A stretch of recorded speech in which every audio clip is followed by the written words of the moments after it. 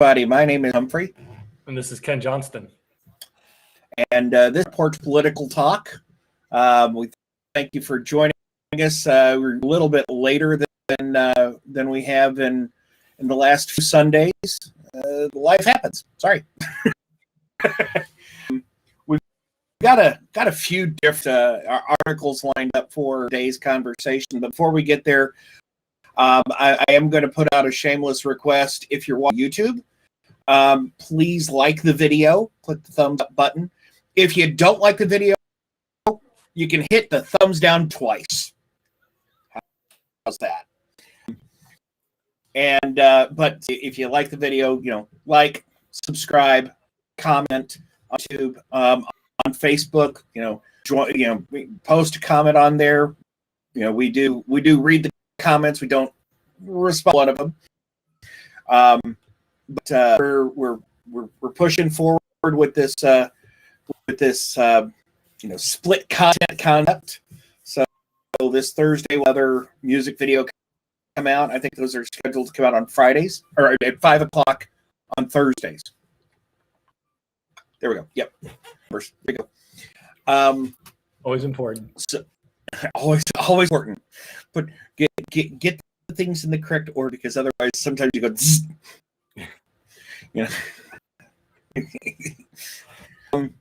So we are going to go ahead and start off.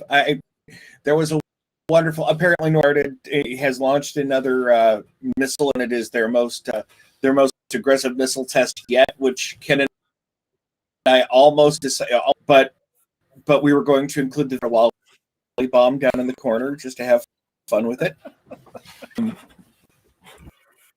If for those that don't know what we're talking about, reaction video, which is Little Big's lolly bomb, but unfortunately there was a paywall involved, and they're weaning on the lollipop one. Just really didn't want to include. Yeah, who am I kidding? Yes, we did, but anyway, I digress.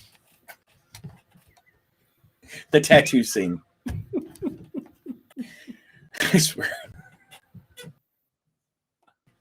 So we're going to get started with what we're actually going to talk about. And the first one today is a rather interesting article. Neil Young, prolific songwriter. Yes. One of the all-time greats. And one of the all-time greats, was upset for the fact that Spotify is carrying which podcast? Comedian Joe Rogan's podcast, the Joe Rogan Experience. Apparently he had been, or he doesn't pull a lot of punches when it comes to the various, and it comes to some of the things in current events. And he had a guest on, Dr. Robert Malone, infectious disease specialist, who has been banned from Twitter for, and I'm going to put this in quotes, COVID misinformation. Can you tell us what his job is? Infectious disease specialist. Specialist, yes. Not rock musician, singer-songwriter. Not singer-songwriter, not rock musician, social media influencer, not comedian. And infectious disease special. Okay, so Joe Rogan, who is a comedian, he has this podcast, the Joe Rogan Experience. I've never listened to the show. I'll be honest with you. Have you, Ken? I've never listened to the full thing. I used to catch the clips on YouTube till he left YouTube. Joe Rogan is a funny man. I disagree with him on a lot of stuff, but he shoots straight. Yeah. And one of the things and we still need to plan out I'm getting this ad off the screen because it's about colon cancer. We still need to talk about censorship on social media, which this is kind of a step onto that. So you basically Twitter made the decision to block certain certain content. Yes. And the more, it doesn't matter. It doesn't matter the views. It doesn't the number of subscribers. It doesn't matter any of that. If it doesn't fit within their narrative and you're over a certain reach, then they start impacting how your information is presented to the public or to your subscribers or whatever. Steven Crowder, as far as YouTube goes, is by far the biggest name I've known that's been banned. Or he just got demonetized for a long time, and he's still there. Yeah. Keeps coming back. Well, so anyway, so the Joe Rogan podcast has, from what I understand, millions of subscribers. Yeah, and let's clarify, because Joe Rogan moved to Spotify. He did not get thrown off YouTube. Right. He left YouTube and went to Spotify. Well, I mean, Spotify is a broadcast platform. You know, if we wanted to publish our podcast Spotify, we could. Now, we're not going to get top billing, and we're not going to get anything along those lines. But you know, it's not like it's, you know, an exclusive either. Right. But Spotify does make money off the ad revenue that runs through the Rogan Experience. They also have a contract with Joe. He came I didn't over know. And they have contractual obligations to him. Yeah. They can't just throw him off, because they'll have to pay him anyway, and they'll lose all that ad revenue. Right. So Neil Young, after you know, got a bug up his butt, I'm going to say it that way, and decided to tell Spotify, listen, I've got a giant music library. It's either my music library or Joe Rogan. And Spotify looked at the numbers and basically decided that they would lose money getting rid of all the Neil Young songs than if they got rid of the Joe Rogan Experience. And they removed the Neil Young songs from their library. So if you want to listen to Neil Young, I guess you got to go to Amazon Music or Pandora or YouTube, wherever else he has allowed his catalog. Because it is musicians' right. It is their decision to whether or not they allow their music on the platform. Right. So I got to double check something, because I think Neil Young's catalog got bought by somebody. I don't think he owns his catalog anymore. So this is a very interesting twist in said situation. Yeah, and that I don't.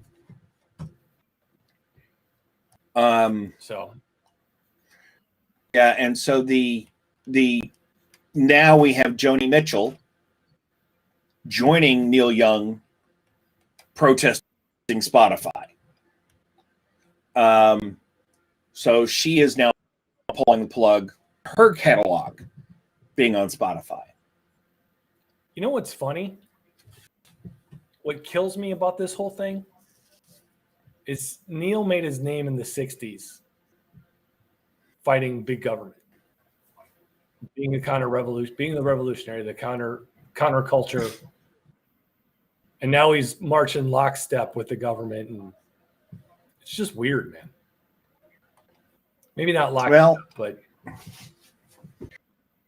now, and part of it, what they are protesting, what they're upset about is the fact that the Joe Rogan podcast dared to allow somebody that did not say the exact same thing saying about COVID. Hang on. I'll call it the way it is. They're weak, thin-skinned liberals that couldn't handle hearing an opposing viewpoint.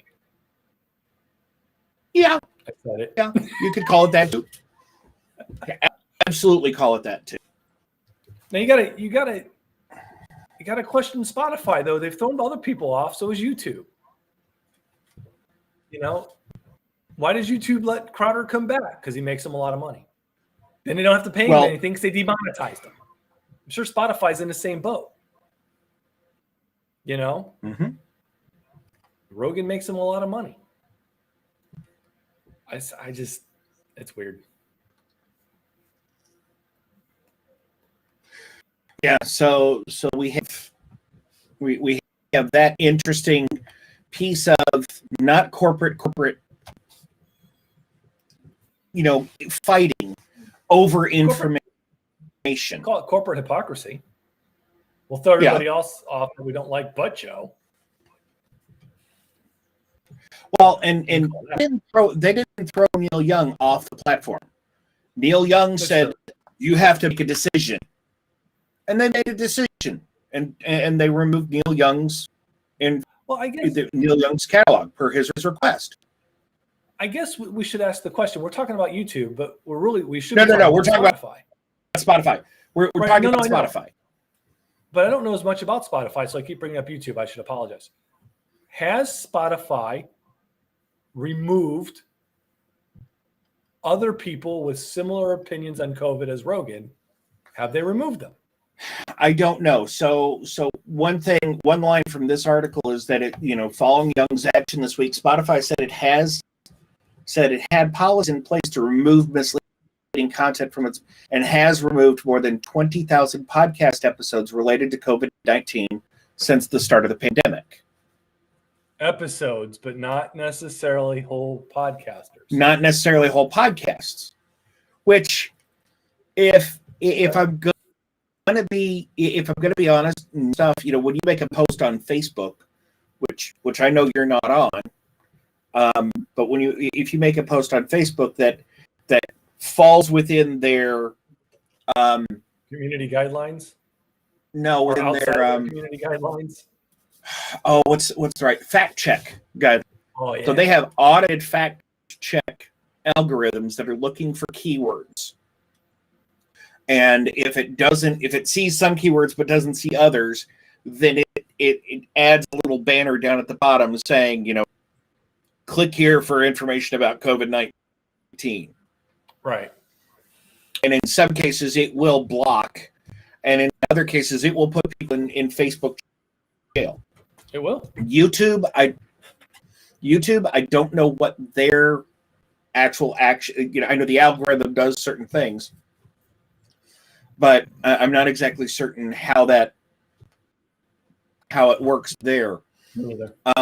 Spotify probably has some similar algorithms running as well. A lot of the stuff is driven by algorithm-based AI these days. Yes. So, that's this one, and without too far into the weeds on the blocking, it is a corporate decision by Spotify to honor the rest from Neil Young. They could have just as easily ignored it. Yeah. But they did the math and said, you know what? If he's going to make a stink, we'll pull his content. So yeah.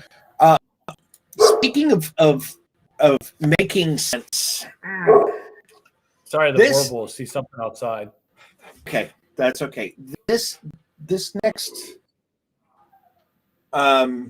this is about New York's good cause action bill. And so in Albany, they currently have a city law, and basically what it requires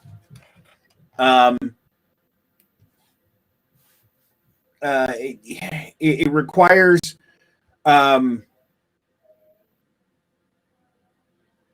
landlords to have a good reason to evict a tenant.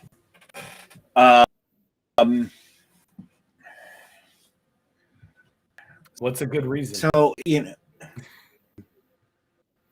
good reason is not paying rent, Good reason. Destruction of property, Good reason. excessive police involvement, or It says those are by breach of lease, causing a nuisance, failure to pay rent, or if the landlord wants to take the apartment for themselves or family members. The big complaint, and you know, here's the thing: this is a bill that needs to live in certain cities, counties, and urban areas. Right. And one of the numbers, not on this video, not on this article, but 60% of housing in the urban areas of New York State are rentals. They're not. You don't buy a house in New York City. You don't buy a house, you know, in the urban areas of Albany or right. Rochester or Buffalo. You're renting, and there have been certain scenarios where, you know, if a tenant, apparently this is part of the reason that they're pushing for this. If a tenant, you know, complains, you know, about the property or about an excessive number of times, then the landlord has the right to just not renew the lease. Well, right. That's not a good cause, according to this bill. You know, I think it is. If you've got, that's just it. So now the landlord, now the law, the state is going to start telling landlords what they can consider good cause to evict somebody. That's a problem. The bill would protect tenants from eviction if they ask for repairs or form tenant associations. The bill also, so basically, it blocks retaliation from landlords for certain things. And that's not necessarily a bad thing, because no, it's not. Trust me, there's a term that I've heard more since I've lived here than anything, and that is slumlord. That's somebody that. Oh yeah, you know, we had a back door a back door that wouldn't close right. We had people out there twice to look at it. In the 3 or 4 months we lived there, they never fixed it. Right, but that was also a trailer park, so that's a different thing. Well, we were in Z4s at the time. It's okay. I know. They could have fixed the door. It was cold. It was cold. You're correct. You know, they also the bill also sets a limit on rent increases.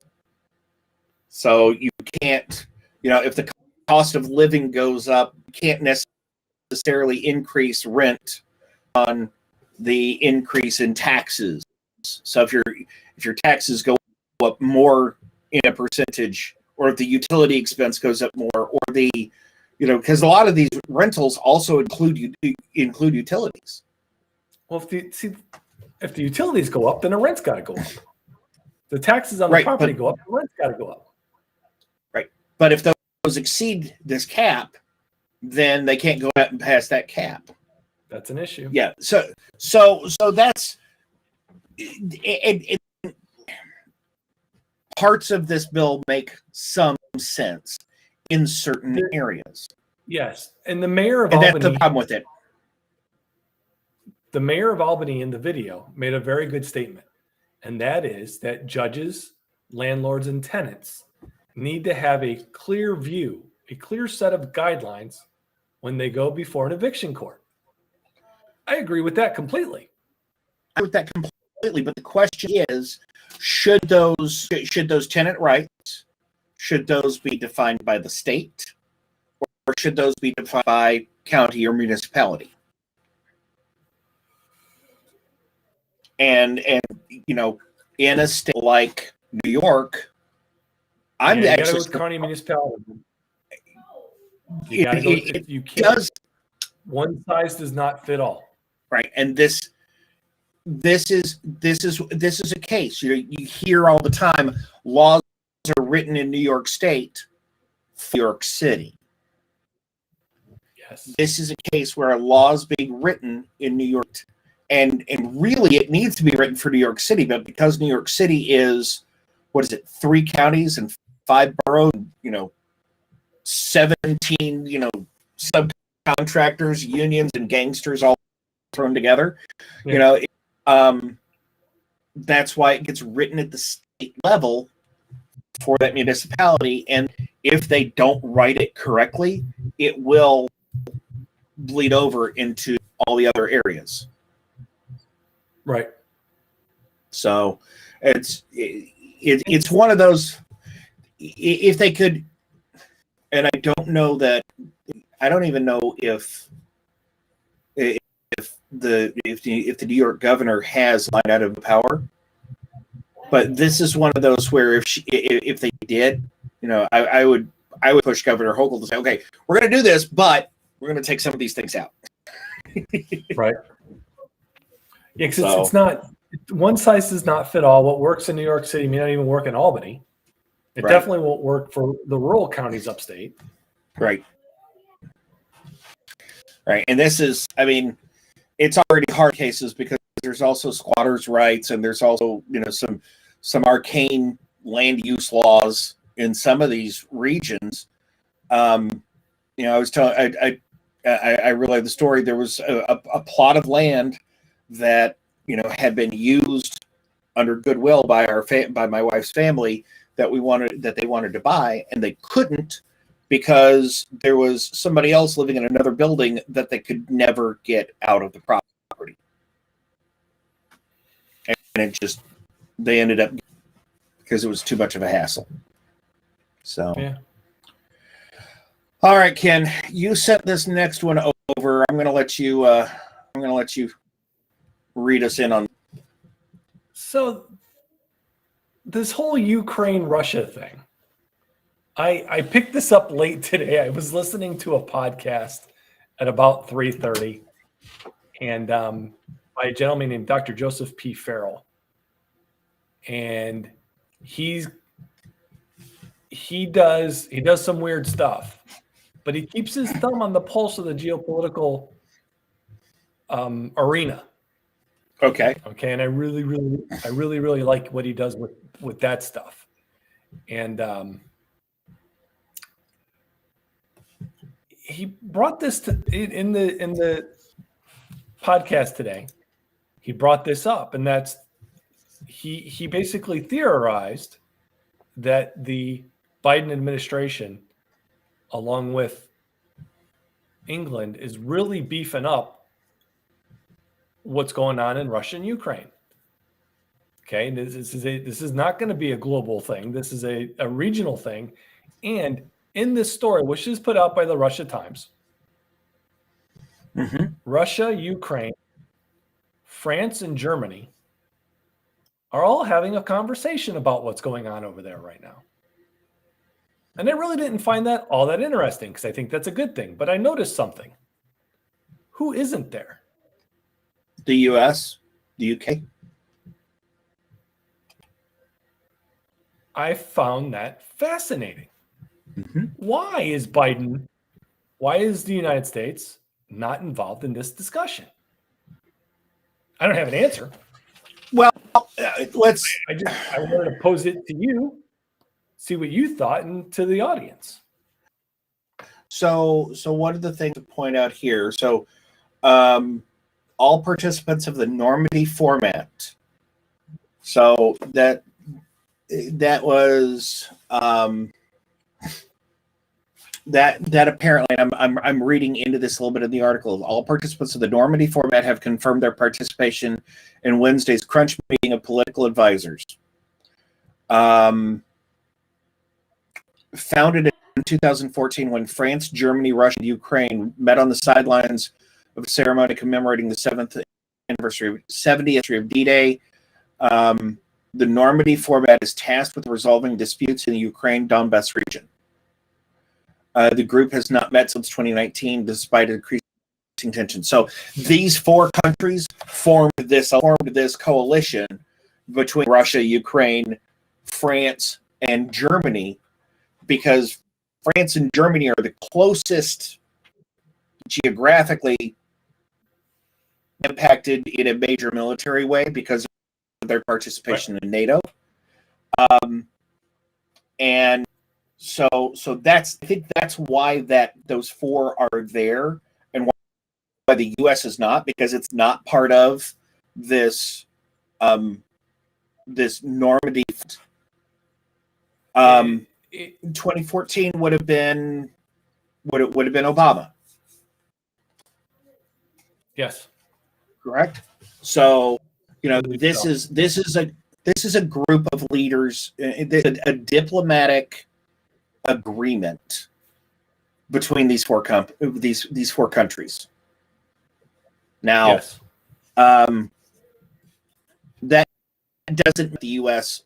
shouldn't be concerned or worried about any of these about what's going on between Russia and Ukraine. But I don't. That's probably why you don't see them in this group. My point is this: there was some saber rattling coming out of DC that the invasion was imminent. They pulled out all the families out of Kiev, the embassy in Kiev. Yep. The embassy's still running, but all the family's members are gone. Yep. And to be fair, oh yeah, they're gonna talk. Diplomats will have diplomatic conversations. Well, right up until the first shots are fired, and then even after that. But True. Yeah, I mean, when you think but about the Ukrainian president came. Yeah, the Ukrainian president came out and said that, "Hey, slow back on the rhetoric a little bit there." Well, so I don't know. Even though he said slow down on the rhetoric, they have activated their reserves. So there is that to consider. Yes, they are trying very hard to not have this be a military exercise. Yes, but they're also just kind of getting things in place in case it happens. So I mean, yes, I think quite honestly, I think what's happening in DC is they're trying to do anything and everything they can to get the media and the American public's attention off of Joe Biden and Kamala Harris. You know what's Think funny? about it. You didn't even listen to the podcast today, and you came to the same conclusion that Dr. Joseph B. Farrell did. I find that fascinating, Hatton. You're a genius. Well, it's either great minds think alike or simple minds seldom differ. Use your. I tell you, this is.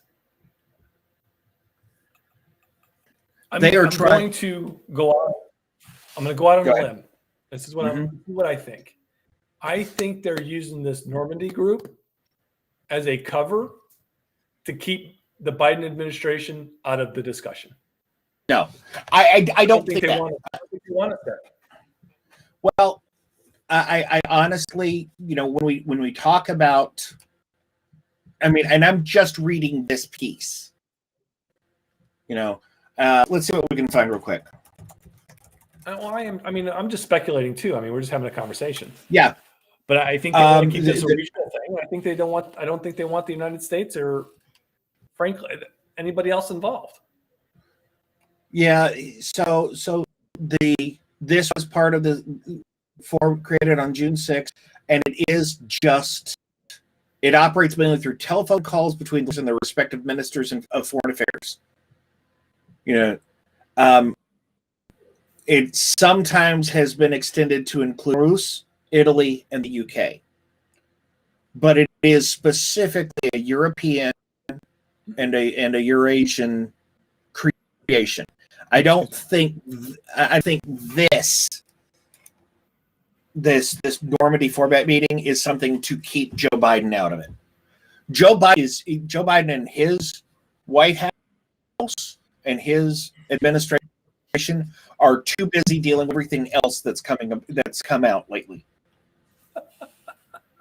And And we do Fair enough. we do know that the Democrats have had, in some cases, they've been known to use the concept of wag the dog. True.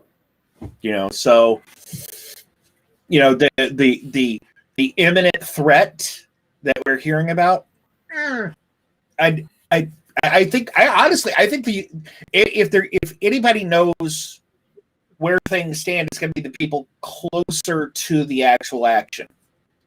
And what I haven't heard, what I have not heard, and I did hear this. When was it? When was the last time that Russia put its troops on the Ukrainian border? Was that 20 year ago? Yeah, it was like it was 2018, I think. I believe it was still under the Trump presidency, wasn't it? Yeah, Trump was still president. And so this isn't the first time that's happened. And when that happened, the Ukrainian American representation, nonstop, wall to wall, them asking for intervention, assistance, and support from the American government. You're not seeing that this right. That unless I'm just living under a rock, I have not seen that.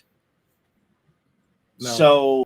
So I would use those two as bellwethers, not what the Biden defense minister or Secretary of Defense, whatever the title. Sorry, words are hard sometimes. Words are hard. That's fair enough. That's a good point, Pat. That's a really good point. That's why I think whenever Biden and his administration about it is more wag the dog stuff to try and cover up the middle of the night flight movements for illegal immigrants, or the still problems with the supply chain and the problems with the workforce and the problems with inflation. He's got some major issues that nobody can solve, and all he tries to do is push masks and infrastructure bills. Mm-hmm. And those are things that he's trying to figure out ways to make people look over here. Yeah. You know what I mean? Absolutely. Yeah. So as much as I think it's good that we know that this is happening, I don't think it was a slight at the U.S. In my opinion. I think it was. But we've got one more. No. We've got one more article to touch on, and this is an interesting thing, and we've already gone over the 30 minutes. Sorry, folks. But this is an interesting thing because Justice Stephen Breyer said, I'm done. I'm retiring now. It's a no-brainer on a confirmation at this moment in time, because the Democrats hold the House and the Senate. Justice Breyer was a pretty standard vote on the creative interpretation of the Constitution side of thing. I don't like to use the term conservative or liberal when it comes to justice. You have the strict interpretation, or it's in the Constitution, right, and the creative interpretation, or it's a living document. So that's really those two sides. You hear liberal, you hear conservative. That's not really those are they tend to vote. They tend to make decisions based on what is actually in the Constitution, and a constitutionalist versus a intentionalist. Right. But in this case, David Breyer is an intentionalist, and he's going to be replaced with another intentionalist. So that's not going to shift the 6-3 balance in the course makeup. But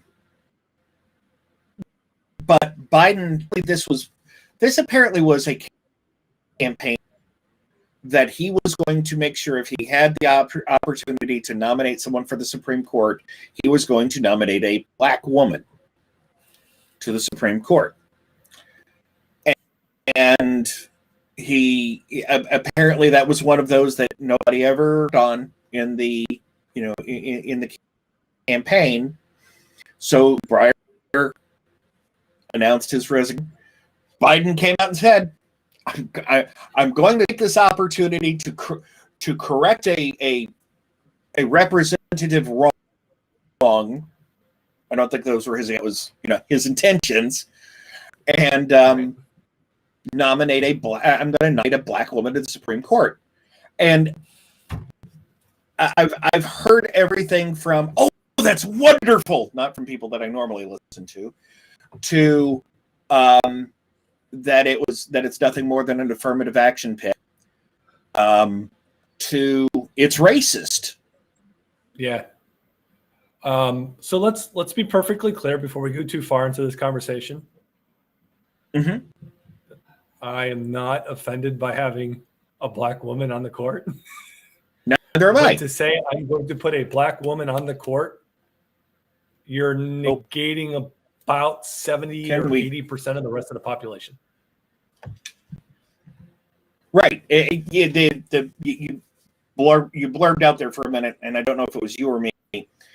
But yeah, that if you're going to say we're going to pick this gender and this ethnic racial profile, what about the other qualified candidates? Heaven forbid if they say they're going to put a white male on the court, there'd be an uproar and everybody call him a racist. But what's interesting is ABC, in an effort to try and cover Biden's tail and see if they could get enough people to agree with what he needed, unfortunately they didn't. So they did an ABC Ipsos poll, and only 23% of Americans said that the president should stick with that campaign promise of putting a black woman on the court, whereas 76% said that he should consider all possible nominees. He should consider all possible applicants and names list, and that includes black women. Absolutely. Absolutely. It's not to say that there shouldn't be a... I would even go so far to say 1, 2, 3, 4. We got 4 white men on there. Mm-hmm. Okay, maybe we shouldn't. No, 5. We should pick 5 other than a white male. Yeah, 5 white men, one of whom is retiring, and 1 black. 5. Okay. Yep. I miscounted. I'm sorry. It's okay. Kind of fuzzy on the screen, but I'm just saying that I am not in Washington D.C. No, I'm not a lawyer. The only 2 black women that I can think of would be Kamala Harris. No. And Michelle Obama. Nope. There's the names that they've got picked that they've shown. One of them is a circuit court judge for DC that was just went through the nomination process for that position. Not even 2 years ago. Okay. They've got the big court then. Maybe not. They've got a few names of their considered candidates, and it actually the question mark is this no matter who he nominates, he could nominate William J. Lepetime. If you don't get that name, it's a Blazing Saddles reference. Sorry. I missed it. I'm sorry. It was the movie too. Yeah. No, not William J. Lepetime. That was the governor. Headley Lamar. He could nominate Headley Lamar, and regardless of the Republicans all voting in lockstep against Headley Lamar, it's going to get past the Right. Senate. And okay, it's going to happen. All right, refresh my memory, because I didn't think the House had anything to do with it. I just thought the Senate. No, you're right. The House doesn't. It's the Senate confirmation. You're right. But it's a simple majority in the Senate. Right. So they could all vote in lockstep against him, and because the balance of power, this person's going in, and so there's, and the thing is it's really tough to take someone that you just confirmed for one high court position and then not confirm them for another high court position. So that's why they're going down this route. True. But what is interesting is the breakdown says that 95% of Republicans opt for consider all, compared to 54% of Democrats. So not even it's not even just it's not even just the Republicans all say it should be, and the Democrats are all saying that he should honor the promise. More than half of the Democrats are going, yeah, no, listen. Yeah. Not once again, so that anybody listening doesn't turn us against us. Neither one of us are opposed to having a black woman sitting on the Supreme Court. No, absolutely not. At all. And actually, what's interesting is that's also the poll. The poll didn't say, would you prefer to have a black woman, a white man, a Latino man, a Latino woman? No, the poll said, should Biden keep his campaign promise and only pick a woman, or should Biden consider all candidates regardless of gender and ethnic origin? Good. So, this is one where I think the American public is giving Biden a pass on breaking a campaign promise. Yeah. And that's not a bad thing. It's not a bad thing. Not this time. Not time. But so we are well over our 30-minute. We are well over our 30 minutes, but that's okay. That's all right. So this is one where there's a lot of conversations that can be had in the comments. Again, if you're just watching us for the first time, thank you very much. Please click subscribe. Wow, that's a retake. Please click subscribe.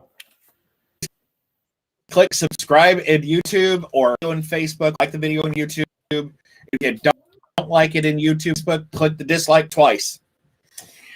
And so with that, we've got to go to another music video. This week it is going to be another Sabaton video for those Sabaton fans, the Sabaton Army. That's the one thing that I've heard. Have you heard the Army marching? Yes. Yes. Yeah. All right. Thanks a lot for watching, everybody. I will freely admit, it is glorious. Oh, it is glorious. It is awesome. So if you want to hear us hear a music video by Sabaton this Thursday at 5 p.m., it will be our reaction time for that one. Thanks a lot for joining us, everybody.